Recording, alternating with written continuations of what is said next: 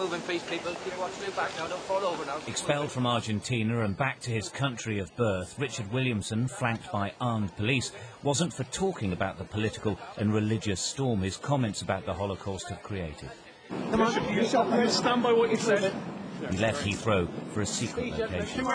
His less than angelic departure from Buenos Aires airport follows a television interview in which his remarks were seen there as an offensive denial of the Holocaust. I think that 200,000 to 300,000 Jews perished in Nazi concentration camps, but nothing like that, none of them by a gas chamber. The bishop's comments have caused considerable embarrassment for the Catholic Church and the Pope, and further strained the Vatican's often difficult relations with Israel. Richard Williamson was excommunicated in 1988 when he and 3 others were made bishops in unsanctioned consecrations by an ultra-conservative archbishop. Last month they were allowed back into the church, which is now hastily distancing itself.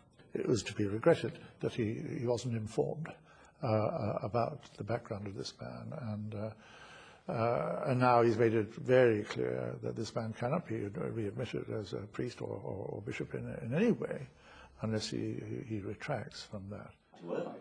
Revisionist historian David Irving, himself jailed in Austria for glorifying the Nazi Party, insists Richard Williamson has a right to speak.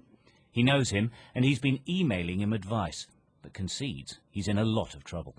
I don't think he realises the appalling position he's now in. It's not just that he's being crucified by the media, but for the next 10 or 15 years, life will be very difficult for him. He will find it very difficult to go, for example, to the United States. When you've been expelled from a country, you hear a banging of doors all around I'm speaking from experience. You hear a banging of doors all around the world. Suddenly, nothing that you can't go to a Commonwealth country, you can't go to the United States. Life becomes very difficult indeed. I don't think he realises this. Some groups argue that Richard Williamson's comments, if repeated, should be acted against with the law. If he continues to express views which are denying the Holocaust and by implication promoting anti-Semitism, then the authorities need to look very carefully at that. Richard Williamson has broken no laws in Britain, but German prosecutors can act against any Holocaust denial broadcast on the internet, which his comments were. It's understood they're considering whether to take action.